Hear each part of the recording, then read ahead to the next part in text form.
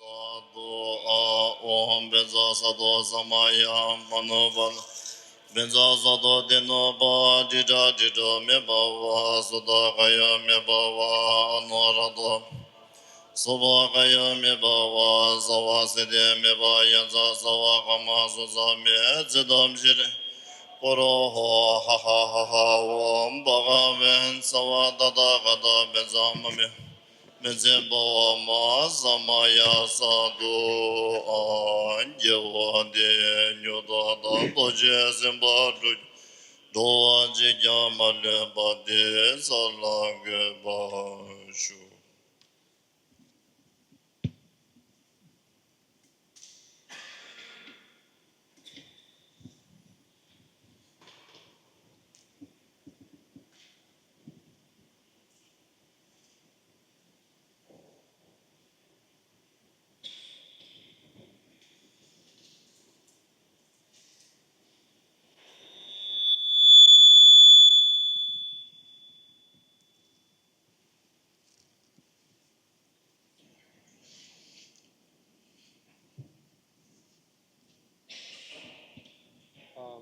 Good afternoon, everyone. Selamat siang semuanya. So we are going to do the Vajapani Buddha Dhammara initiation. Jadi saat ini kita akan melakukan inisiasi ataupun anuchna daripada Vajrapani Buddha Dhammara. As you have received many different teachings, you will know that the first and foremost, the most important part of any teaching is the right motivation. Sebagaimana Anda telah menerima berbagai ajaran, pertama-tama yang paling penting daripada menerima ajaran adalah motivasi yang benar. This is a very essential, very important part of the practice. Ini adalah hal yang sangat esensial dan sangat penting dari sebuah praktek. Without this motivation, then you will not find the drive, the energy to go ahead with your practice. Tanpa adanya motivasi yang benar, maka kemudian Anda tidak akan mendapatkan bimbingan dan tidak akan mendapatkan juga energi ataupun semangat untuk melakukan praktik Anda. As far as I understand, I believe that the motivation is as important as the practice itself, or if not more than that. Jadi di sini Kyab Gun Rinpoche menekankan bahwasanya sejauh yang beliau ketahui, inisiasi itu adalah penting dalam hal kepentingan itu adalah sama pentingnya dengan praktik itu sendiri. Jadi suatu motivasi adalah sama pentingnya dengan praktik itu sendiri, bahkan melebihi praktik itu sendiri. And the way to practice, how you practice, I think these are very important questions that one should understand. Dan bagaimana Anda melakukan suatu praktik itu adalah hal yang lebih penting lagi untuk Anda pahami. If you are receiving initiation or practicing Buddhism for mere to have a long life, to have a wealthy life, or just to thinking about this life only, then I think this is not the right way to practice. Apabila Anda menekuni praktik Dharma, kemudian motivasinya adalah untuk memiliki umur yang panjang, untuk berbagai motivasi-motivasi duniawi lainnya yang hanya untuk kehidupan saat ini saja, maka itu bukanlah motivasi yang benar. As a Mahayana practice, especially the Vajrayana practice, there is no practice which one is done for oneself. It's always for the sake of all sentient beings. So one should never forget that. Jadi sebagaimana dalam jalan Mahayana, karena khususnya Vajrayana sendiri juga merupakan bagian dari Mahayana, jadi segala bentuk praktiknya tidak bisa untuk diri Anda sendiri. Jadi segala bentuk praktiknya merupakan praktik demi manfaat bagi semua makhluk. So that's why it is always remember that to be practitioner of Vajrayana, you have to be very brave, soft-hearted, or if you're not brave enough, then one cannot practice Vajrayana or Mahayana. Oleh karena itu dikatakan bahwa dalam praktik Vajrayana Anda harus memiliki keberanian. Jadi Apabila Anda memiliki hati yang lembek, yang terlalu lembek, Anda tidak memiliki keberanian, maka Anda tidak dapat menekuni praktik Vajrayana atau bahkan Mahayana. To put it simply, just to think about or your own family of 4 or 5, like your parents, your children, your spouse, basically 5 or 6 people. Just for these 5, 6 people, you worry all our life. We worry about them, to be, their health, their wealth, their education. So whatever it is, we always worry about them. Bahkan hanya untuk 5 atau 6 orang anggota keluarga kita, seumur hidup kita mengkhawatirkan mereka, kita memikirkan mereka seumur hidup kita hanya untuk 5 atau 6 orang saja. Kita memikirkan mengenai pendidikannya, mengenai bagaimana kebutuhan sehari-hari seperti makanan dan lain sebagainya. Now imagine that by all sentient beings. If you're worrying for the sake of all sentient beings who are going through this suffering, then you can imagine if you don't have a strong will, if you are not brave enough, then you cannot handle this. Bayangkan saat ini Anda memiliki kekhawatiran tersebut bukan hanya untuk 5 atau 6 orang lagi, tetapi lebih daripada itu adalah untuk semua makhluk. Bayangkan hal tersebut. Jadi apabila Anda tidak memiliki keberanian yang cukup, tentunya akan sangat sulit bagi Anda untuk menekuni praktik di jalan ini. So as a Mahayana or Vajrayana practitioner, you are practicing for the sake of all sentient beings. There is no part of any practice which you are not doing for all sentient beings. Jadi di dalam jalan Mahayana dan khususnya adalah Vajrayana, segala jenis praktiknya, segala bentuk praktiknya adalah demi kebaikan semua makhluk, adalah untuk semua makhluk. Tidak ada praktik apapun yang Anda lakukan untuk diri Anda sendiri. Itu adalah yang paling pertama. Now, to practice Buddhist, if we go back, why Buddha did these practice, how he started teaching, these are also important things to I think understand or to know. Dan untuk mempelajari Buddha Dharma, bagaimana mengenai awalnya, bagaimana Buddha memberikan ajaran, bagaimana mengenai hal-hal yang diajarkan oleh Sang Buddha secara mendetil dan mengenai kehidupannya, itu adalah hal yang penting untuk Anda ketahui. Before Buddha became enlightened as a Gautama Buddha, he was a Prince Siddhartha, and he wanted to find a solution to all the suffering. You must keep that in mind. Anda harus memahami bahwa ketika Sang Buddha sebelum mencapai pencerahan, ia adalah Pangeran Siddhartha, dan pada saat itu ia mencari solusi untuk pembebasan bagi semua makhluk. Jadi mencari solusi atau jawaban untuk membawa semua makhluk terbebas dari penderitaan. And this kind of solution that we are talking about is that he's not just saying to temporarily help. He is talking about the complete end of the suffering. Dan Buddha tidak berbicara mengenai pertolongan ataupun bantuan yang hanya sementara saja, tetapi Buddha berbicara mengenai lenyapnya penderitaan. So the first, after he was enlightened in Bodh Gaya. For the first 49 days, he did not teach anything. Jadi Buddha mencapai pencerahan di tempat yang disebut Buddha Gaya ataupun Wajrasana, dan setelah mencapai pencerahan selama 49 hari Buddha tidak memberikan ajaran apapun. Then when he started teaching in Varanasi for the first time, the first teaching he did is basically the Four Noble Truths, and out of the Four Noble Truths, the first thing he said was to the truth of suffering. Jadi Buddha setelah mencapai pencerahan, kemudian setelah 49 hari, Buddha pertama kalinya memberikan ajaran itu di sebuah tempat yang bernama Varanasi atau Benares. Jadi di sana Buddha memberikan ajaran yang paling pertama adalah mengenai 4 kebenaran mulia. Because we have to understand when we say we are going through this suffering, we are in this suffering, we do not understand suffering.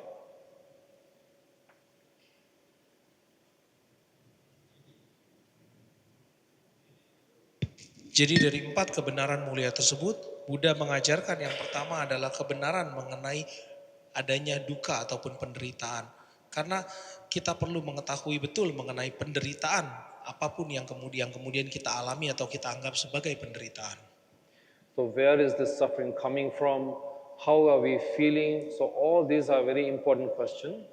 Kita perlu memahami bagaimana penderitaan tersebut datang, apa yang menyebabkan penderitaan itu. Ini adalah suatu hal yang sangat penting untuk kita pahami. So the state of suffering is basically a state of mind where you are going through some kind of a feeling, emotion. So if you are bad emotion, basically that's called suffering. Jadi penderitaan pada umumnya adalah berkenaan dengan emosi Anda. Jadi ketika emosi tersebut menjadi negatif, ketika Anda memiliki banyak emosi-emosi negatif di dalam diri Anda, pada saat itulah dikatakan bahwa Anda menderita. So nonetheless, it is an emotion. Suffering is basically an emotion. Jadi dasar dari penderitaan itu adalah emosi. When we normally think about suffering, we think that suffering exists, that we are experiencing it, we feel it, this is something real, suffering is real. Jadi permasalahannya adalah kita menggenggam hal tersebut sebagai sesuatu yang nyata. Kita yakin dan percaya bahwa penderitaan tersebut adalah nyata dan kita sedang menderita. If I can just give you a simple example, is that if suffering is real, then no matter what other people do to help you or whatever happens, your suffering will remain the same. Jadi apabila Anda mengatakan bahwa penderitaan itu nyata adalah sesuatu yang nyata dan sesuatu yang mutlak, maka tidak peduli siapapun membantu Anda, maka kemudian penderitaan tersebut tidak bisa berubah. But if you think carefully, then you will realize that no matter whatever difficult situation, circumstances that you are going through, when somebody you love, somebody you care, somebody you respect comes and talks to you nicely or put their hands on your shoulder, everything is fine, everything will be fine.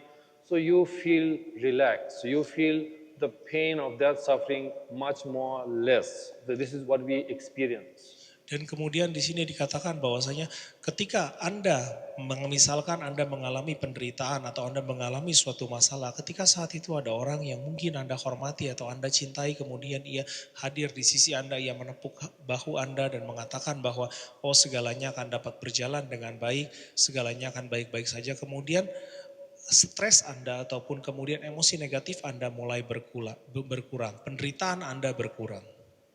Because of somebody said something to you or somebody did something, so if your suffering is going less or if you are feeling suffering less, then by itself it should prove to you that suffering actually does not exist. Because if it is something solid and something very real, no matter what other people do, you will feel the same. But when somebody speak nicely to you, be calmly to you, try to show their physically or emotionally that they are trying to help you, then you naturally feel more relaxed. So that kind of proves that suffering is not actually real, but is something that you have experienced. You are experiencing it, but it is nothing real.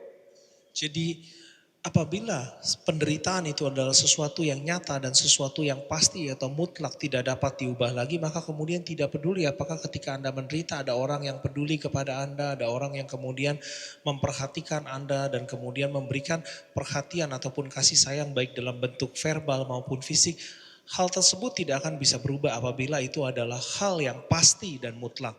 Namun ketika kemudian tadi Rinpoche Shila memberikan contoh bahwa ketika ada yang memberikan Anda perhatian, memberikan Anda kasih sayang dan lain sebagainya, dan kemudian ada hal tersebut bisa mengubah penderitaan Anda, maka ini adalah sebuah bukti bahwa penderitaan bukanlah sesuatu hal yang pasti ataupun sesuatu hal yang mutlak dan tidak dapat diubah.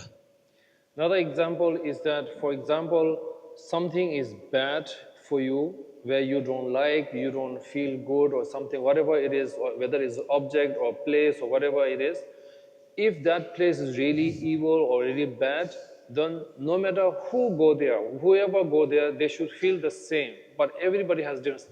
The worst place for you or worst person or something for you, for another person, that could be the best person, that could be the most important person, there could be the most, important person. So basically that means the same thing from one side is very bad, from one side is very good. So again, here it kind of proves that it's basically your emotion that you are going through. Otherwise, the suffering, the person or a place or an object is not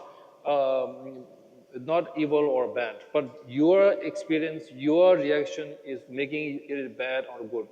Jadi di sini Ibu Sheila mengatakan bahwa ketika suatu hal dikatakan negatif, ataupun misalnya seseorang dikatakan negatif atau jahat, maka kemudian apabila hal tersebut sungguh adalah hal yang bersifat buruk, maka siapapun akan memiliki pengalaman yang sama ataupun akan memiliki tanggapan yang sama terhadap hal tersebut. Jadi semua orang akan beranggapan bahwa hal itu adalah buruk.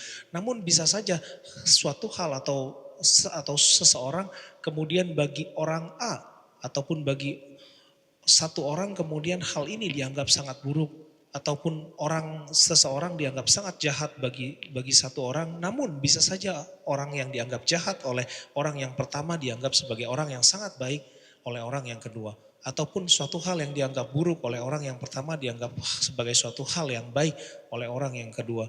Jadi ini adalah menunjukkan bahwa segala hal berkaitan dengan emosi itu adalah bukan suatu hal yang bersifat pasti. So basically, all the sufferings, basically like anger, desire, ignorance, whatever suffering you are going through, they are all very important to remember. They are all reaction. They are somebody did something, somebody happened somewhere, something happened.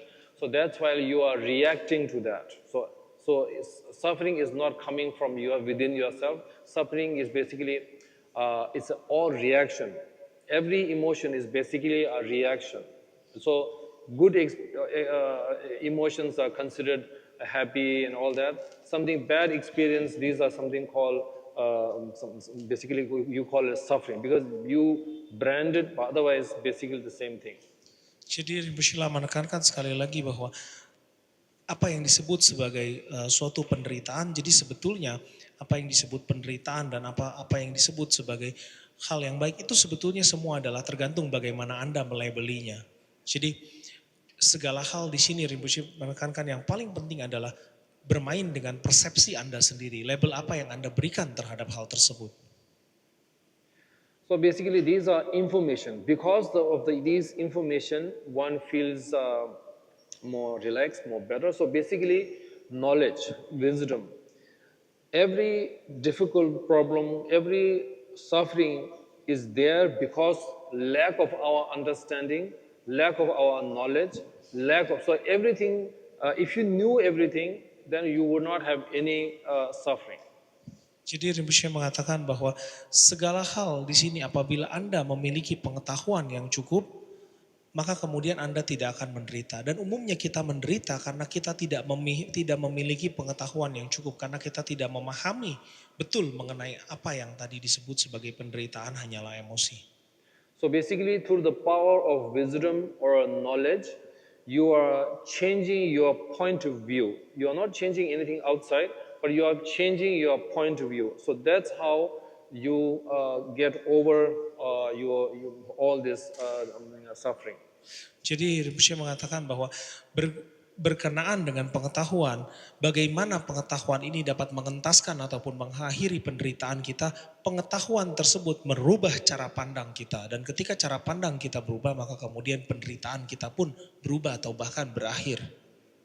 So for example, death, for anybody we consider something bad experience, evil, something that no one desires. Jadi kemudian misalnya di sini Rinpoche mengatakan bahwa hal yang buruk kemudian yang tidak diinginkan oleh semua orang, misalnya kematian, tidak ada yang menginginkan hal tersebut. So this is one point of view. Jadi ini adalah suatu sudut pandang. Now if you look at from another point of view, death makes everything more important. Life is beautiful because of death. Life is more important. This life is precious because of death. So without death, then there will be the life is not as important or not as beautiful. If you are going to live forever, then nothing is precious. Dan Rinpoche mengatakan, namun coba Anda pikirkan, terkadang kehidupan ini indah, kehidupan ini berharga karena ada kematian. Apabila tidak ada kematian, Anda akan hidup selamanya. Maka mungkin Anda akan terus merasa bahwa kehidupan ini adalah biasa-biasa saja, seperti sangat flat, tidak ada apapun yang berubah di dalam kehidupan Anda. Adalah hal yang biasa-biasa saja. Namun dengan adanya kematian, kemudian di dalam hidup Anda ini ada sesuatu yang berbeda, ada sesuatu yang berubah. Jadi di sini dikatakan bahwa kematian itu sendiri sebetulnya di sisi lain memberikan suatu makna dan suatu keindahan bagi apa yang disebut sebagai kehidupan. Or people say that, oh, this person is very bad to me. Because of this, I am going through so much problem. This person in the office or a workplace or wherever it is, whoever that person is, because of that person, you are going through all kinds of difficulties. So this is a very bad thing in your life. That's also another point of view. But at the same time, another point of view is because of that person, bad person, you have all the good person, right? If there is no bad person, then there is no good person. So to able to exist good people, you need to have bad people. So you know the difference between good people and bad people. If there is no bad people, then there is no good people also. Jadi Rinpoche mengatakan bahwasanya misalnya Anda memiliki orang yang jahat kepada Anda, apakah rekan kerja atau siapapun yang kemudian menjahati Anda atau menzalimi Anda, dan kemudian apabila Anda merasa bahwa oh ada orang ini adalah sangat jahat. Namun di sisi lain Rinpoche mengatakan coba Anda pikirkan, apabila tidak ada orang yang jahat, mungkinkah Anda mengatakan ada orang yang baik? Jadi apabila tidak ada orang yang jahat, mungkin Anda tidak akan mengatakan ataupun menemukan bahwa oh orang ini adalah orang yang baik. Karena tidak ada yang jahat, maka kemudian tidak ada yang bisa membuat Anda membedakan apa itu jahat dan apa itu baik. So especially for practitioner, bad people are very important. They are treasured. They should be treasured. Because of bad people, you can practice your compassion, you can practice your tolerance. So without bad people, you cannot do any of these practices. So how are you going to be enlightened without these people? Jadi Rinpoche mengatakan bahwasanya khususnya bagi praktisi Dharma, orang jahat itu adalah hal yang sangat penting atau dikatakan sangat berharga. Karena tanpa adanya orang yang jahat kepada Anda, maka kemudian tidak ada alasan ataupun tidak ada objek bagi Anda untuk menekuni praktik kesabaran, praktik kebaikan hati, dan segala praktik-praktik lainnya. Di mana dengan adanya mereka, kemudian Anda dapat mempraktikkan ajaran-ajaran tersebut secara aktual, ataupun Anda dapat mengaktualisasikan ajaran-ajaran mengenai kebaikan, kesabaran, dan lain sebagainya, hingga akhirnya Anda dapat mencapai pencerahan. Oleh karena itu, orang yang berbuat jahat kepada Anda itu adalah hal yang perlu Anda hargai. Of course, when we start, we have good people, bad people, we have all kinds of different emotions. But as you understood all this system, then you rise above good and bad people. That means now everybody is good, because now you are beyond these worldly thoughts. Jadi Rinpoche mengatakan bahwa ketika Anda pada awalnya memiliki pemikiran, oh orang ini baik, orang ini buruk, atau hal ini baik, hal ini buruk. Jadi hal yang sangat dualistik mengenai adanya baik dan buruk. Namun sampai pada suatu tahapan ketika Anda melampaui semua itu, Anda akan merasa bahwa tidak ada orang yang jahat, semuanya baik-baik saja. Karena Anda sudah melampaui pemikiran di mana adanya hal yang baik dan adanya hal yang buruk.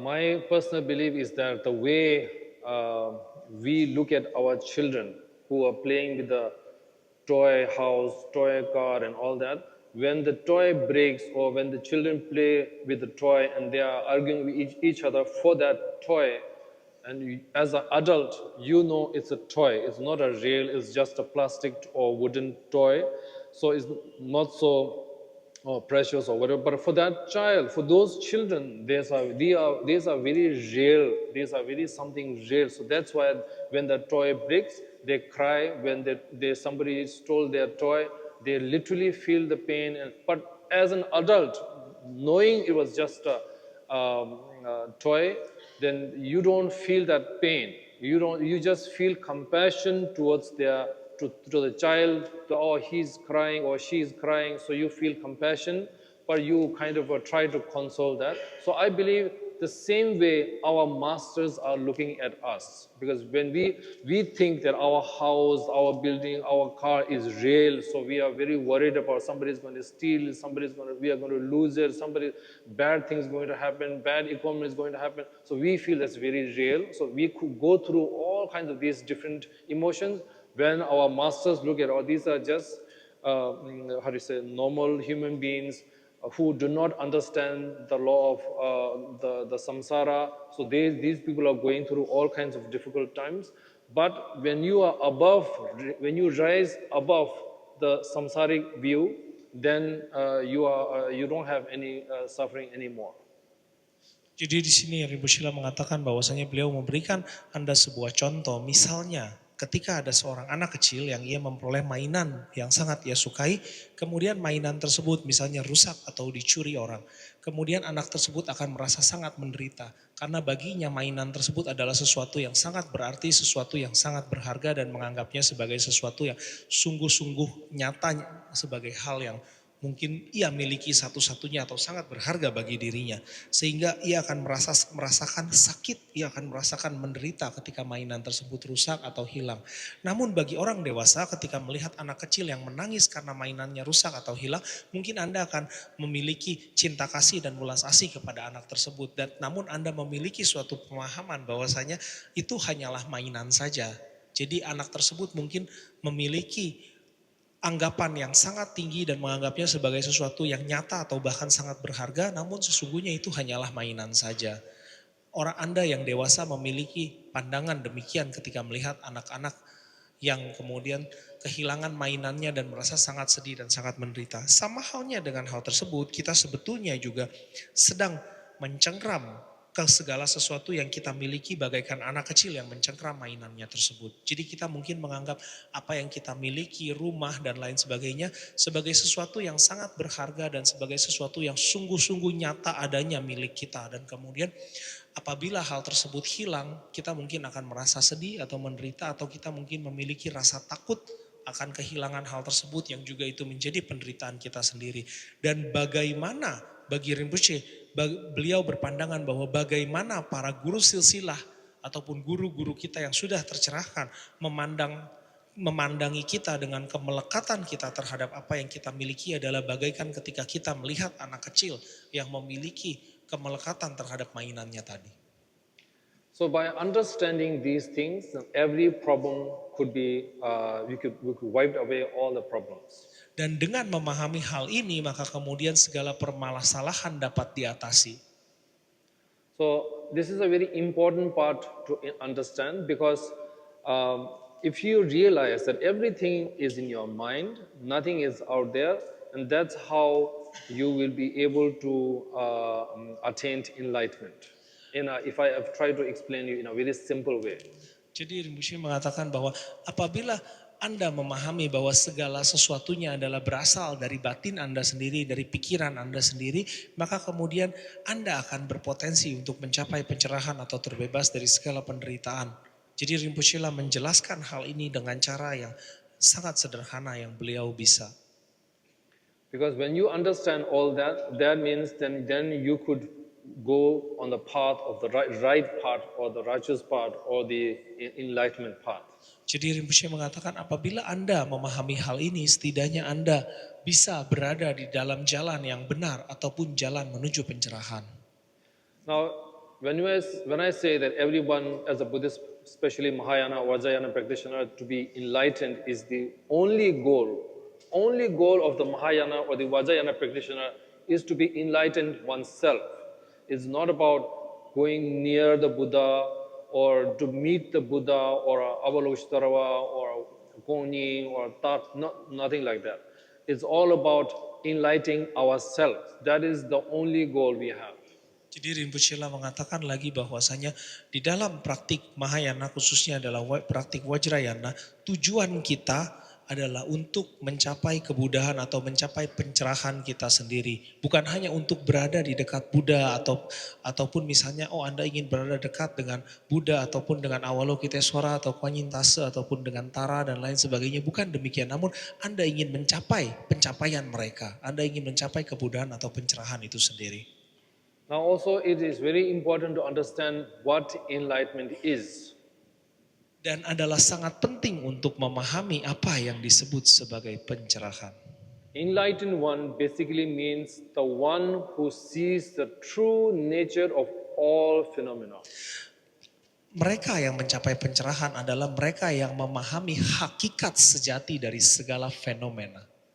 Right now, whatever we are seeing, basically, we think we are seeing, because normally we say, if you see, did you see it yourself? Then it is that you can believe if you see it yourself.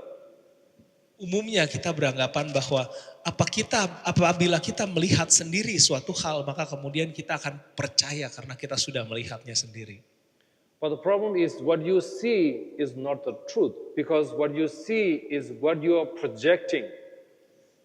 Namun permasalahannya, apa yang kita lihat bukanlah sesuatu yang apa adanya ataupun sesuatu yang sejati sebagaimana adanya.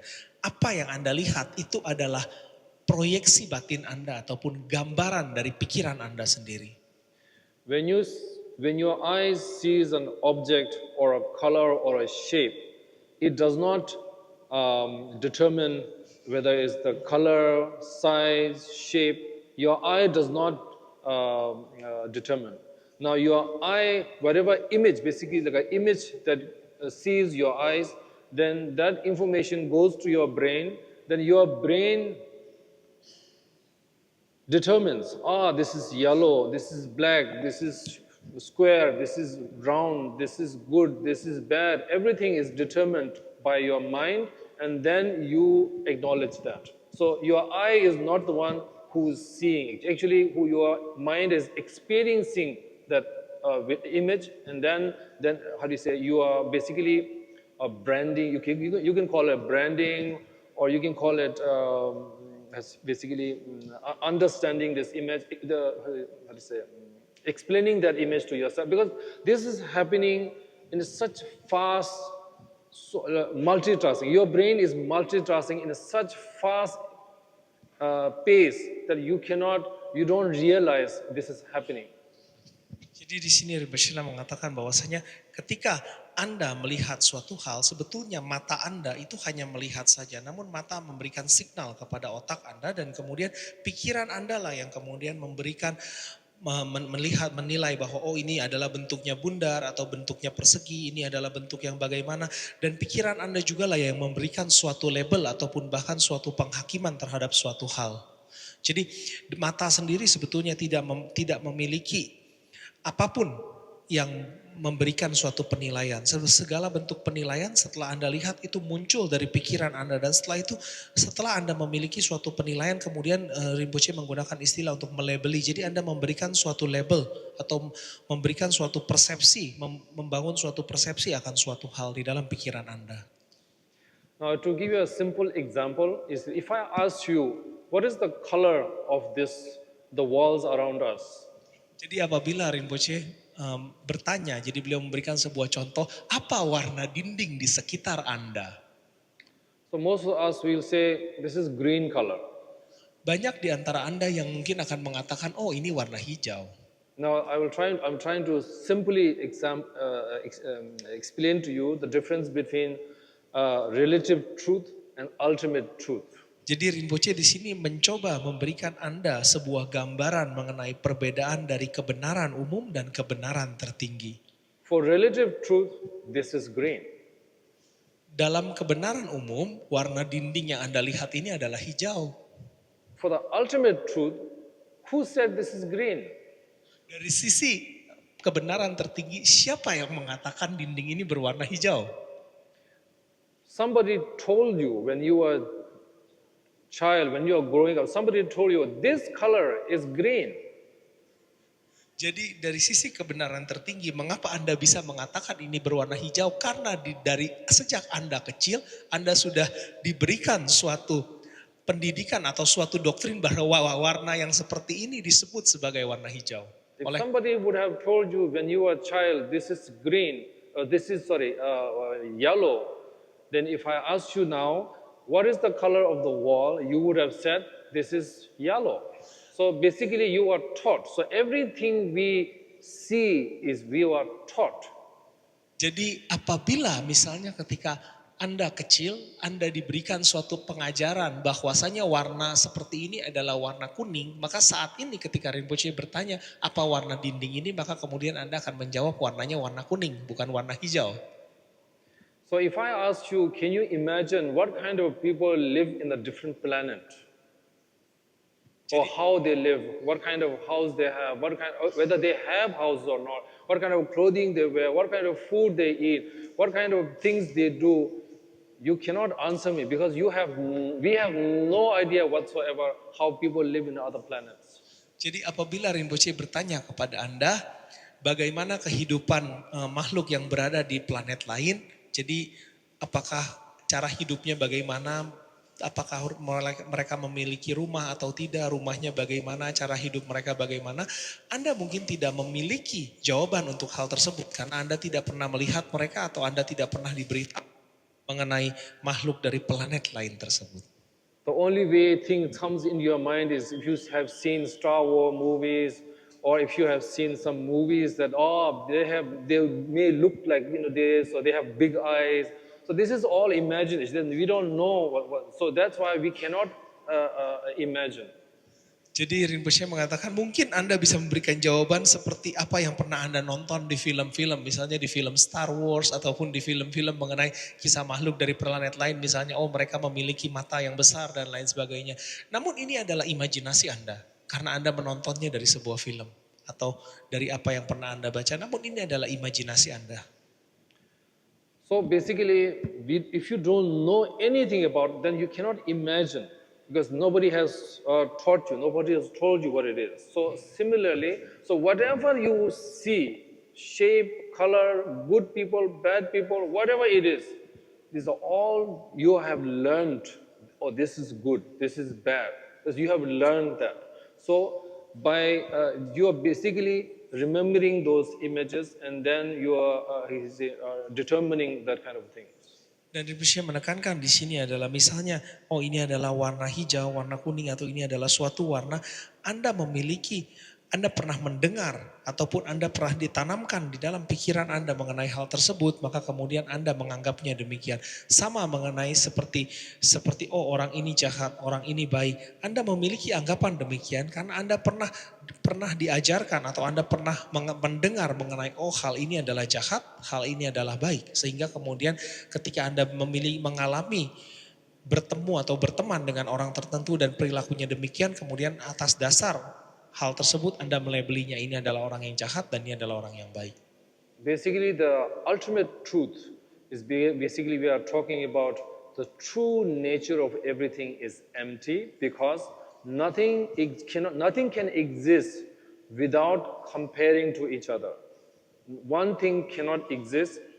For example, so big, or there's a tall person. You have to compare that to a small person, rich person. Then you have to compare that to a poor person. Without comparing, whether this is green color, you have to compare to other colors. If there is no other color, you cannot just say one color. So everything is compared. Nothing exists by itself. Everything has to be compared. So this why basically this method is called the interdependent origination. When you understand that nothing exists by itself, everything has to be compared. Then you understand then you will understand the emptiness.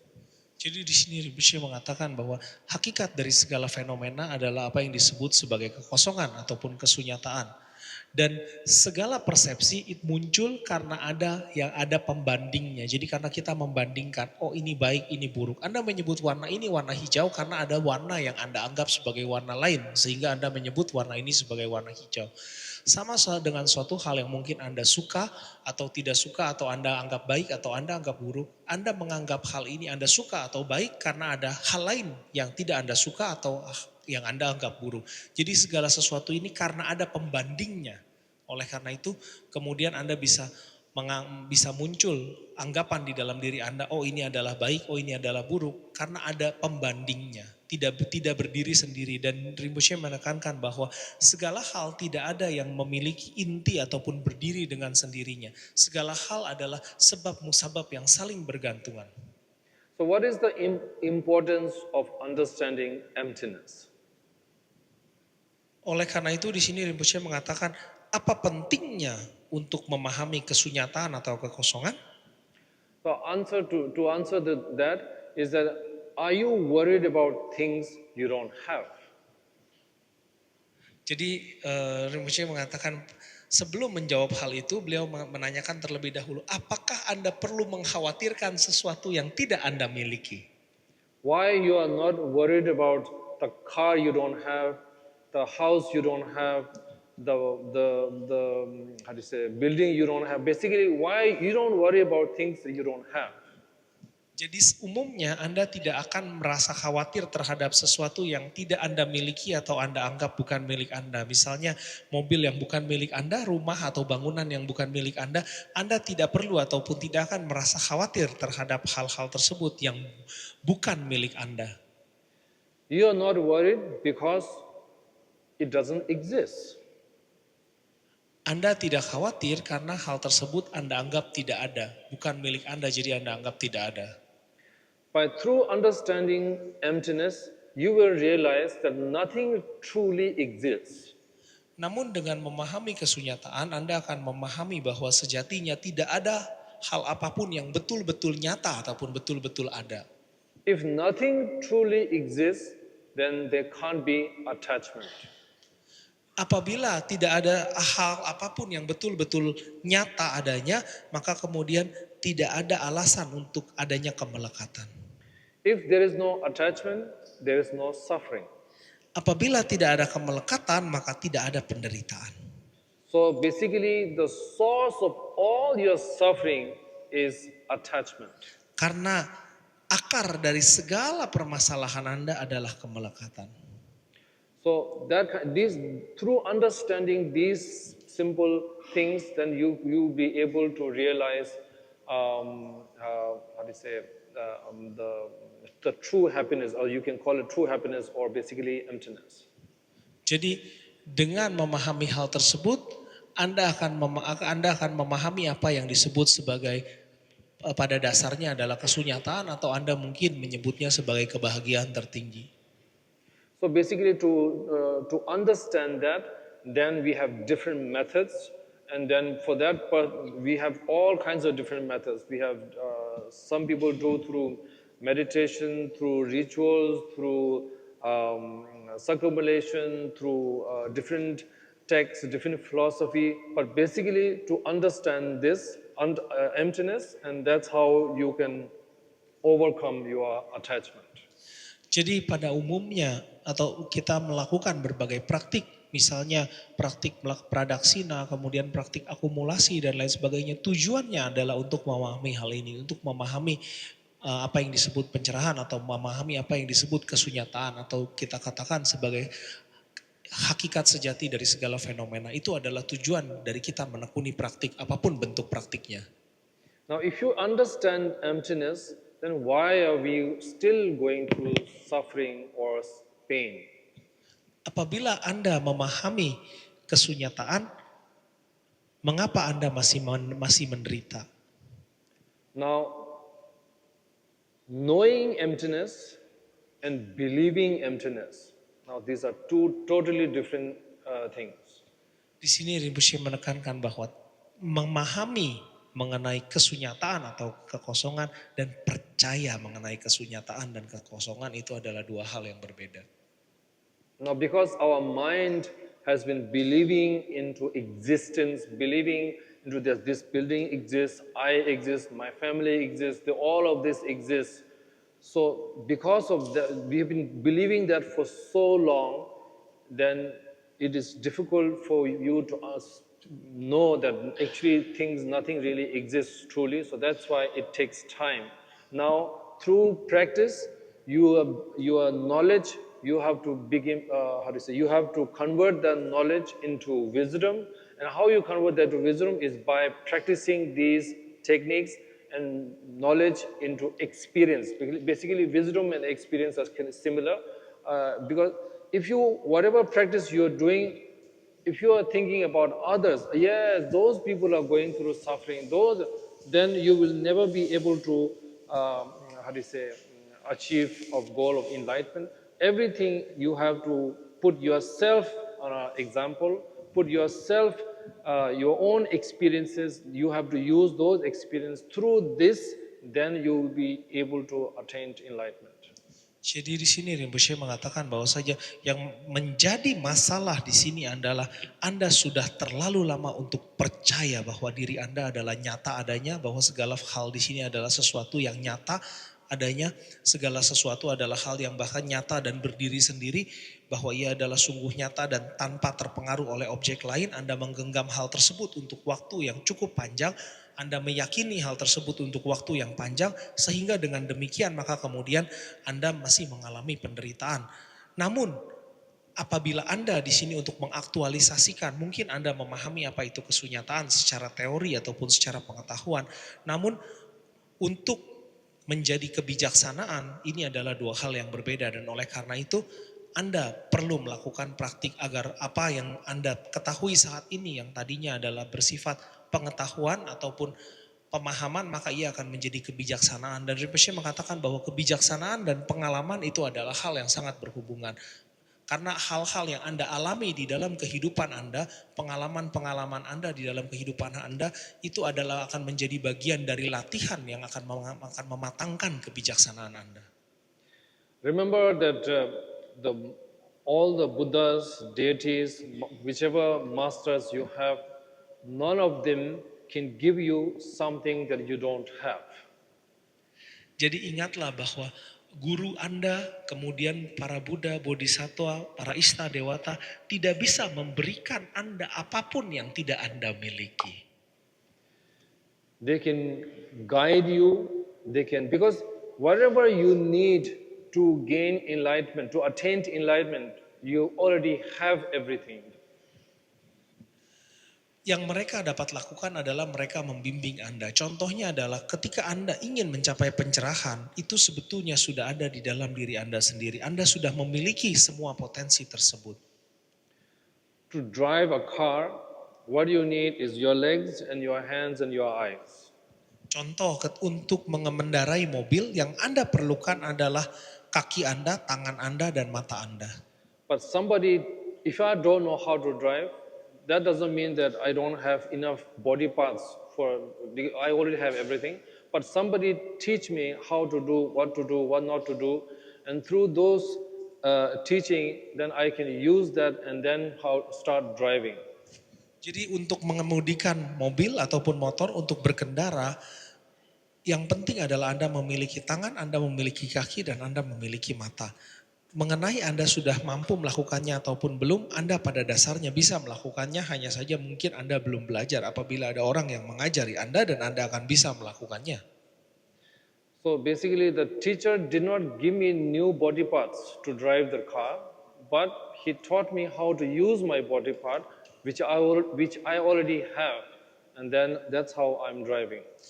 Dan oleh karena itu mereka yang menjadi guru Anda ataupun mereka yang mengajari Anda untuk berkendara atau misalnya mengemudikan mobil, mereka tidak memberikan Anda tangan yang baru atau kaki yang baru. Tidak demikian. Mereka hanya mengajari Anda bagaimana menggunakan tangan dan kaki yang Anda miliki untuk dapat membuat mobil itu berjalan.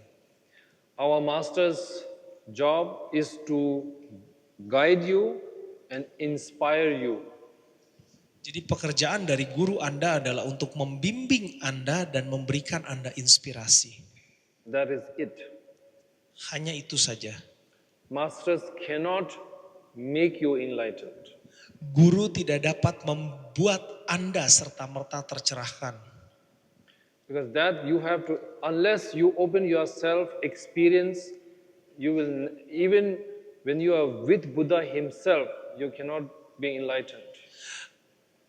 Sebelum pemahaman Anda terbuka dengan sendirinya, sebelum Anda memiliki suatu pengalaman untuk memahami suatu hal, maka kemudian Anda tidak bisa memahaminya. Bahkan kemudian Buddha sendiri saja pun, apabila Anda tinggal bersama dengan Buddha atau di dekat Buddha pun, Buddha tidak bisa serta-merta membuat Anda memahami segala hal begitu saja. For example, Buddha's attendant, Buddha had an attendant called Ananda.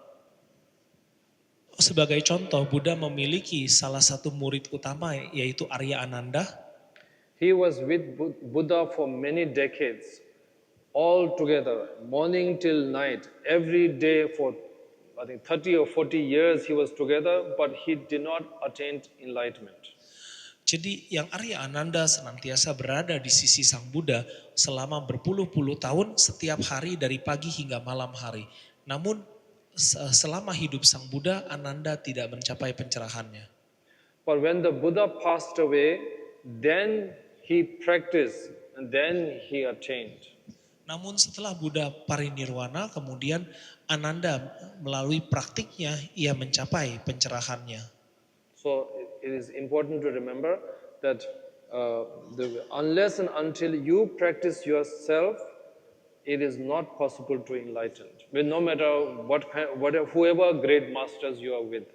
Jadi tidak peduli guru agung ataupun guru tercerahkan, guru besar sebagaimanapun, tidak akan bisa membuat Anda serta-merta begitu saja berubah menjadi orang yang tercerahkan atau secara ajaib mengalami pencerahan.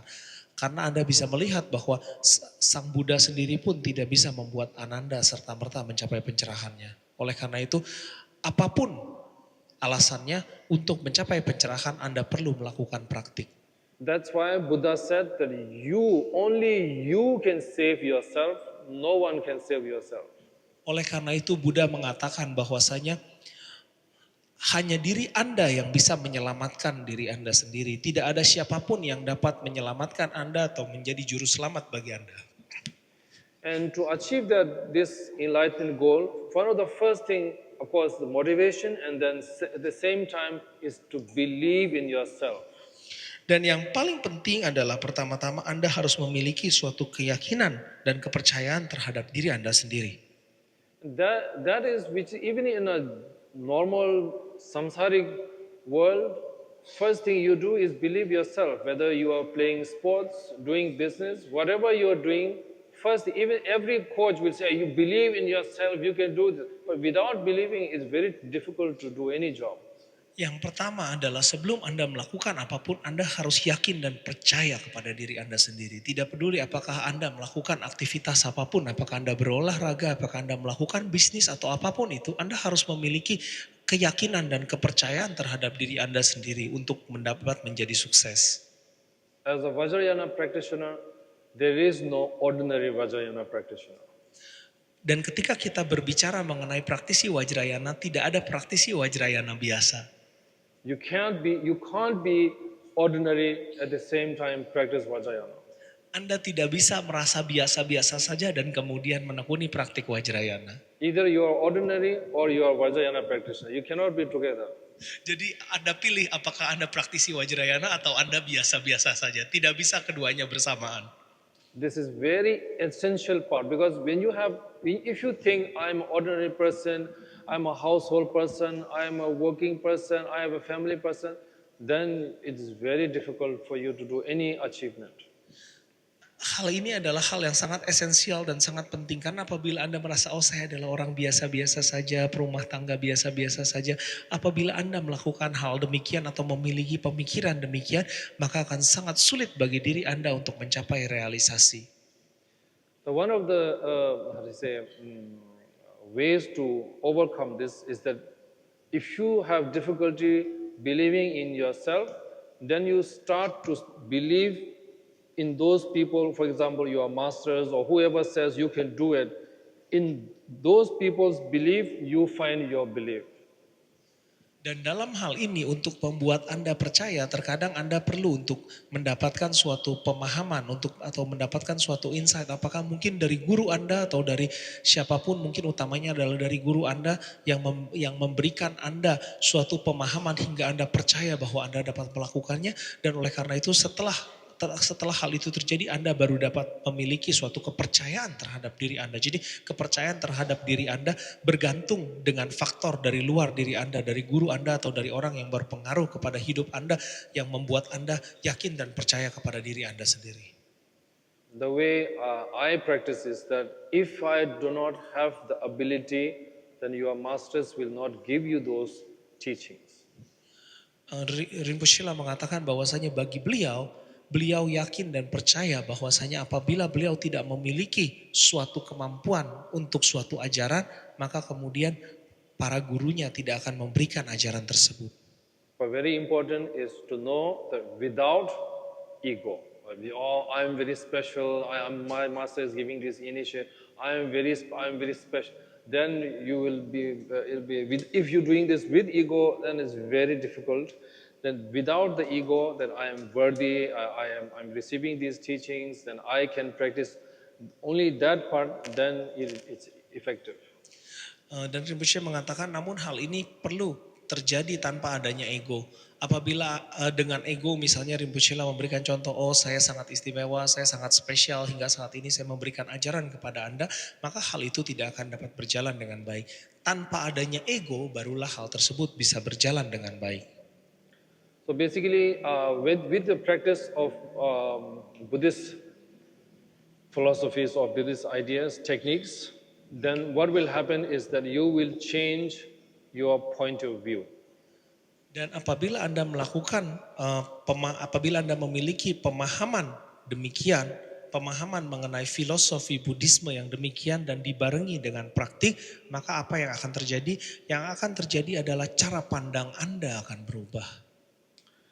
So, and today's we are going to receive the Vajrapani Buddha Dhammara initiation. This is also one technique. This is also one way of, because these are, every practice that we are doing, as I said before, whether you are doing retreat, ritual, sadhana, or any kind of religious practice, these are all methods to achieve enlightenment for oneself. Jadi Rinpoche mengatakan sekali lagi hari ini beliau memberikan inisiasi daripada Vajrapani Buddha Dhammara ini juga adalah suatu teknik atau suatu metode. Karena tidak peduli apapun kegiatan-kegiatan ataupun praktik-praktik keagamaan yang Anda lakukan, tidak peduli apakah retreat, sadhana, akumulasi, apapun itu tujuannya adalah untuk mencapai pencerahan. Through practicing Vajrapani Buddha Dhammara, through the power or through the blessing of the deity, then one can go to your journey of enlightenment. Jadi dengan berkah dari Vajrapani Buddha Dhammara, dengan kekuatan, kuasa dan berkah dari Vajrapani Buddha Dhammara, maka kemudian Anda akan memiliki atau Anda akan menemukan jalan Anda untuk mencapai pencerahan. Our journey does not stop at Vajrapani, our journey goes beyond that. Jadi perjalanan kita tidak berhenti sampai di Vajrapani, namun perjalanan kita melampaui hal itu. So, what I like to do normally is before we begin any kind of practice, we do a short meditation. Jadi apa yang Rinpoche suka untuk lakukan, jadi beliau mengatakan bahwa sebelum kita melakukan praktik apapun, biasanya Rinpoche suka untuk melakukan meditasi singkat. You can keep your mind on an object, preferably a holy object like the Buddha statue, Thangka, your master, or a temple or stupa, anything like that. Jadi Anda bisa mengarahkan batin Anda pada sebuah objek, apakah rupang Buddha atau gambar Buddha, apakah guru Anda, apakah stupa ataupun biara ataupun objek-objek suci lainnya. If you cannot, then you can also keep your mind on your family members or your car, the flowers, trees, house, whatever you can keep your mind on. Atau Anda bisa menjadikan objek fokus Anda adalah objek lain apabila objek-objek yang dianggap suci tersebut sulit bagi diri Anda. Misalnya keluarga Anda, mobil Anda, atau apapun yang dapat Anda jadikan objek untuk berkonsentrasi dengan mudah. If you cannot do that, then another method is to keep your mind on your breathing. You are breathing in, keep the breath inside, then you are breathing out. Just nothing special, just think about your breathing. You're breathing in, you're breathing inside, and you're breathing outside, just that. Dan kemudian apabila Anda tidak memiliki objek, maka kemudian Anda dapat melakukan meditasi dengan objek pernafasan. Jadi Anda hanya tidak perlu memikirkan apapun, hanya fokus pada nafas keluar dan nafas masuk. If you want to do a little bit more elaborate, then as you breathe in, you are breathing in all the energy, the 5 elements, the power, the wisdom, everything is going into you, and you're keeping inside. And then as you breathe out, you are breathing out all your negative emotions, all the bad things in your life. Apabila Anda ingin melakukan yang lebih detail, mungkin Anda bisa membayangkan ketika Anda menarik nafas masuk, kemudian bersamaan dengan hal tersebut Anda menghirup kebijaksanaan, kebaikan, segala hal-hal baik, segala kualitas-kualitas baik Anda hirup untuk masuk ke dalam diri Anda dan tinggal di dalam diri Anda. Dan ketika Anda menghembuskan nafas keluar, maka kemudian Anda bayangkan bahwa Anda membuang segala jenis hal negatif, segala hal yang ingin Anda buang, segala hal yang Anda anggap buruk. This technique is basically to keep your mind more purer, because normally 10, 20, 100 different things are going simultaneously on your mind, so your mind is always diluted. By keeping your mind still or breathing or keeping on your breathing, so you are keeping away all these different negative emotions. Umumnya karena batin kita ataupun karena pikiran kita tidak terus-menerus terdelusi, maka kemudian dengan memikirkan hal demikian ataupun dengan berusaha menjadikan pikiran kita berada dalam fokus, maka itu adalah hal yang suatu praktik yang sangat baik bagi diri kita. So we will do a short meditation. Oleh karena itu kita akan melakukan meditasi singkat.